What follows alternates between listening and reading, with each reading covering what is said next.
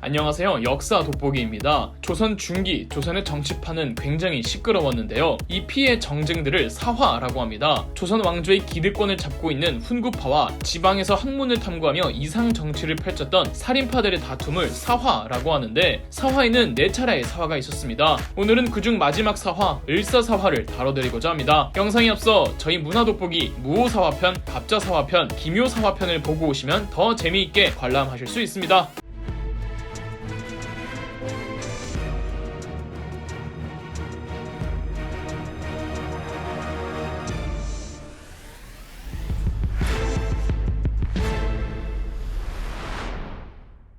조선의 11대 왕인 중종에게는 총 3명의 부인이 있었습니다. 첫째 부인 신씨는 중종이 왕이 되기 전, 즉 진성대군인 시절 결혼했던 아내로서 폐위된 연산군의 아내와 친척관계였습니다. 1506년 연산군이 반정으로 폐위되고 반정 세력들은 진성대군을 중종으로 옹립하는데, 신씨 부인의 아버지가 연산군의 처남이었기 때문에 중종은 반정 세력들에 의해 강제로 신씨 부인과 이혼하고 새로운 여자와 혼인하게 되었습니다. 이래서 중종의 첫째 부인 신씨는 왕비가 된 지 일주일 만에 궁궐에서 쫓겨났고, 반정의 기획자이자 총대장이었던 박완종이 그의 외조카를 새로운 왕비로 모시니 바로 장경왕후입니다. 장경왕후는 파평 윤씨 가문이었으니 아주 명망 가문 출신이었죠. 집안 뒷배로 왕비가 된 그녀였지만 장경왕후는 결코 거드름을 피우거나 권위의식에 사로잡힌 왕비가 아니었습니다. 주변 평판도 나쁘지 않아서 각종 사극에서 늘 착하고 불쌍하고 선한 역할로 다뤄지죠. 장경왕후는 중종과의 사이에서 결혼한 지 4-5년쯤 됐을 때 딸을 먼저 낳았고, 또 한 4-5년 정도 있다가 아들을 낳습니다. 그러니까 결혼한 지 90년 정도 됐을 때 아들을 낳았는데, 이 아들이 중종의 첫 아들이었습니다. 조선 왕실에서 후계를 안정적으로 이을 수 있는 아들이 태어나면 정말 큰 기쁜 경사랍니다. 하지만 기쁨도 잠시, 장경왕후는 아들 2호를 낳고 얼마 안 있어 산후병으로 사망하고 맙니다. 왕실에서는 국왕으로 등극하려면 내가 아버지의 몇 번째 아들인가도 중요하지만 어머니도 그에 못지않게 중요합니다. 어머니의 집안이 과연 나를 지탱해줄 수 있는 집안인가도 중요한데, 적어도 아이가 클 때까지는 보호자 역할을 해줄 사람이 필요한데, 왕자가 아직 다 크기도 전에 왕비가 죽어버린다면 이 왕자의 성장 과정과 국왕 등극 과정은 험난해지게 됩니다. 그러니까 장경왕후가 죽는 시점에서 이제 갓 태어난 중종의 첫째 아들 2호의 비극적 운명은 결정지어졌던 거죠. 왕비의 자리를 언제까지 비워둘 수가 없던지라 장경왕후 사망으로부터 2년 후였던 1517년 같은 파평 윤씨 가문에서 새로운 왕비가 배출됩니다. 조선 역사상 명성황후 다음으로 가장 이름이 널리 알려진 문정왕후 윤씨죠. 중종의 새로운 부인 문정왕후 윤씨와 얼마 전에 아들 호를 낳고 사망한 장경왕후 윤씨는 먼 친척 사이였습니다. 문정왕후 윤씨가 왕비가 됐을 때가 17살이었습니다. 비록 중종의 첫째 아들 2호는 문정왕후가 배 아파 낳은 자식은 아니지만 엄연히 중종의 유일무이 왕비 출생의 적장자였고, 문정왕후는 왕비였기 때문에 이제 겨우 2-3살밖에 안 된 중종의 아들 2호를 키워줘야만 했습니다. 문정왕후가 대모가 되어 2호를 키워주는데, 중종의 아들 호 입장에선 태어나자마자 친모가 죽었고 2-3살 때부터 계모 문정왕후가 자신을 키워주었기 때문에 친모에 대한 기억은 전혀 없었고, 사실상 문정왕후가 친어머니나 다름없었습니다. 2호는 무럭무럭 자랐고 6살 때 세자에 책봉되었으며 나름 머리도 명석했다는 기록들도 있습니다. 호가 이렇게 잘 자라주고 있을 때 문정왕후 윤씨가 정말 호를 자기 아들처럼 잘 해주었는지, 그랬던 척을 했는지, 알게 모르게 괴롭혔는지는 모르겠으나 호의 어린 시절에는 일단 별다른 사건은 없었습니다. 문정왕후 윤씨도 17살이란 어린 나이에 궁궐로 들어와서 완전 갓난아기를 업어다 키웠는데 아무런 정이 없었겠습니까? 이 일이 전까진 말이죠. 호가 커갈수록 문정왕후도 나이를 먹고, 문정왕후가 34살이었던 1534년 덜커덕 아들을 낳습니다. 이전까지 문정왕후는 딸만 넷을 낳았기 때문에 더 이상 아들을 낳을 수 없다고 생각했는데, 34살이라는 어리지 않은 나이에 아들 경원대군을 낳았죠. 중종의 장남 호와 둘째 경원대군은 19살 정도 차이가 나는 이복 형제였습니다. 비록 경원대군도 왕비 출생이라 왕이 될 정통성을 충분히 지니지만 그래도 차남이고, 이미 장남인 형 2호가 세자로 임명된 마당에 결코 왕이 될 수는 없었습니다. 그런데 문정왕후 입장에선 자기 배 아파 낳은 아들을 왕으로 세우고 싶었겠죠. 그래도 세자 2호에겐 어머니가 없고, 실으나 저러나 현재의 왕비는 차남의 친모이기 때문에 지금 이 관계라는 게 묘해지는 겁니다. 경원대군이 태어나고 문정왕후 윤씨는 자기 남동생 윤원로 윤원형을 내세워 경원대군 경원대군을 정치적으로 지지해줄 정치적 세력을 형성해 나갑니다. 여기서 중종의 태세가 참 거시기 했는데 늙은 중종은 아내 문정왕후에게 더 의존하는 모습을 보이고 중종도 이젠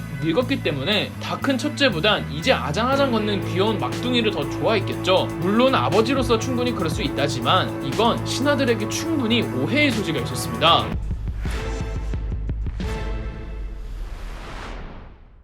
이러니 윤원로, 윤원형 등이 더욱 기세등등해졌죠. 그러면 장남인 세자가 불쌍하지 않습니까? 세자의 죽은 친모 장경왕후의 오빠 윤임이 자기의 조카를 지켜주겠다며 윤원로, 윤원형 형제에 대항할 또 하나의 정치적 세력을 형성합니다. 이렇게 세자파와 문정왕후파로 조정은 갈리기 시작하는데 윤임이 세자를 지지해주고자 구축한 세력을 대윤, 경원대군을 지지해주는 문정왕후의 세력들을 소윤이라고 불렀습니다. 중종 제위 말기의 정치 상황은 대윤과 소윤이 각을 세우며 대립하는 구도였죠. 소윤 측은 대놓고 세자를 교체하자는 말을 슬금슬금 하고 다니자 대윤들은 소윤을 처벌하라는 상소를 올렸습니다. 그러나 중종은 노골적으로 대윤을 멀리하고 소윤 세력들을 편애해 주었습니다. 심지어 세자의 처소인 동궁전에서 큰 화재가 나기도 했는데요. 이 화재가 우발적 사건이었는지 의도된 범죄였는지는 지금도 알 수 없지만 당시 사람들은 입을 모아 분명 문정왕후와 소윤놈들이 세자 이후를 죽이려고 했을 거라고 수근수근댔죠. 이제 다들 경원대군이 크기만 하면 중종은 분명 세자를 교체할 거라고 예측하던 찰나 경원대군이 고작 10살이던 1544년 중종이 사망합니다. 경원대군은 어리고 세자는 엄연히 세자 2호였기 때문에 중종은 생전에 소윤편을 들어주었음에도 세자가 왕위에 올랐고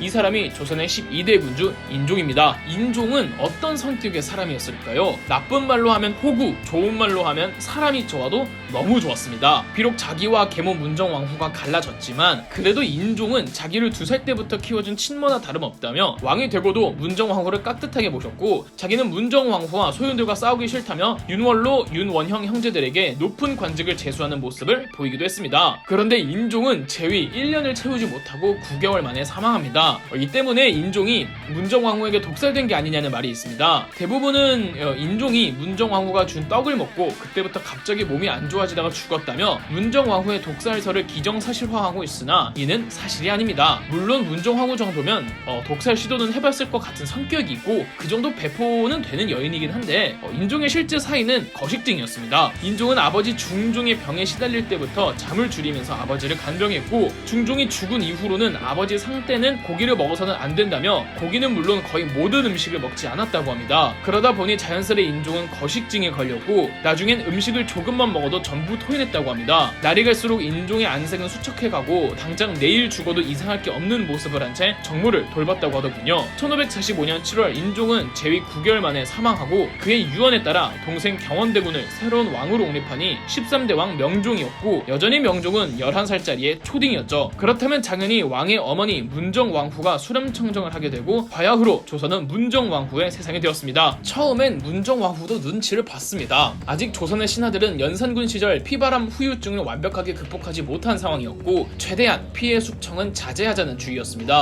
그래서 원로 대신들은 문정왕후와 정치적 거래를 했고 문정왕후는 자기 반대파였던 대윤의 대표적 주자들 윤임 등 3인방을 유배 보내는 선에서 마무리했죠. 그러나 문정왕후의 성격이 그 정도로 타협적인 사람이 아닙니다. 유배 보내고 얼마 안 있어서 문정왕후의 남동생 윤원형이 예전 인종이 살아있던 시절 윤임 등의 대윤들이 명종을 독살하려 했다는 헛소문을 퍼뜨렸고 문정왕후는 유배가 있는 윤임 포함 대윤 핵심 멤버들에게 전부 사약을 내려 죽게 했습니다. 그리고 그들의 가족 전체가 풍비박산납니다. 이 사건이 1545년에 있었던 을사사화입니다. 그렇다면 을사사화는 대윤과 소윤의 다툼에서 문정왕후와 소윤이 대윤들에게 사적 복수를 했던 정치파동이라고 할 수 있습니다. 대윤이나 소윤이나 둘 다 훈구파입니다. 그런데 왜 을사사화라고 하느냐? 강력한 왕권을 추구하던 문정왕후는 살인파들도 손을 봐야 한다고 생각해서 자작극 양재역 벽서 사건을 조작해서 을사사화 2년 후였던 1547년 당시 살인파들이 가장 존경하고 큰 스승으로 모시던 이연적을 시작으로 여러 살인파들을 대거 숙청했습니다. 양재역 벽서 사건은 윤원형이 조작한 사건으로 지금의 강남 양재에는 조선시대에 역이 있었습니다. 이 양재역에